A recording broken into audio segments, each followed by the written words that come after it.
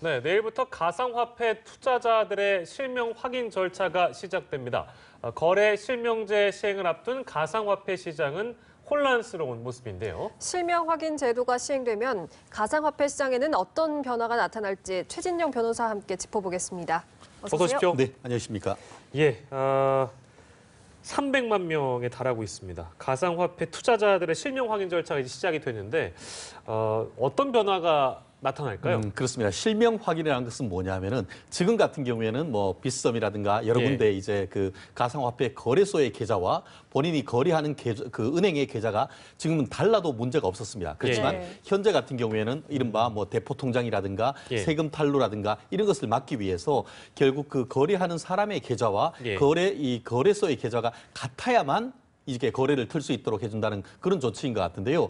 실질적으로 이와 같은 것은 투명한 거래를 하고 그거에 따라서 추후에 어떤 과세금을 부과한다든가 그런 것을 하기 위한 목적이라고 있는데 실질적으로 어떤 이 계좌를 개설하는 것이 예전보다 굉장히 어렵지 않습니까? 실제로 현재 같은 경우에는 가상화폐 거래를 목적으로라고 쓰면은 계좌를 거설을 해주지 않는다는 것이 현재 대부분 은행의 입장이다 보니까 더불어서 현재 어떤 그 급여 계좌라고 한다고 하면은 어떻게 보면은 지금 현재 취업하고 있다는 증명서, 사업자 용도라고 한다고 하면은 사업자 등록 이런 것들이 있어야 되는데 그게 없이 소득 증명이 되지 않는다고 하면은 거래 자체를 계좌를 틀 수가 없습니다. 그렇다 보니까 실질적으로 이와 같은 어떤 실명 전환을 한 과정에서 기존의 어떤 그 거래를 하고 있는 사람이라고 하면은 같은 은행으로 거래를 하고 있는 사람이면 모르겠는데 같은 이 거래소와 거래를 하지 않고 있는 학생이라든가 미성년자라든가 아니면 일반 주부 같은 경우에는 사실상 거래 계좌를 틀 수 없기 때문에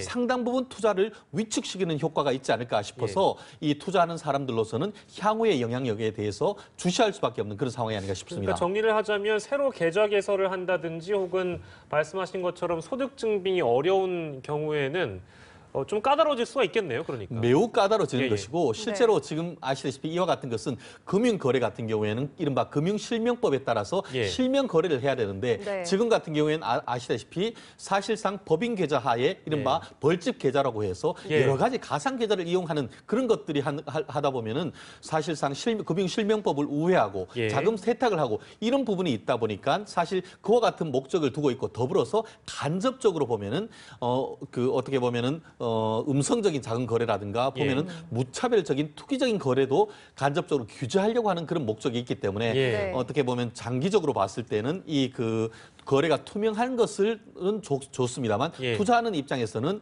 상당 부분 신규 자금이 유입되는 것이 저해되기 때문에 투자하는 사람으로서는 좀 부정적인 영향도 없지 않을까 하는 예측이 대부분인 것 같습니다. 네, 알겠습니다.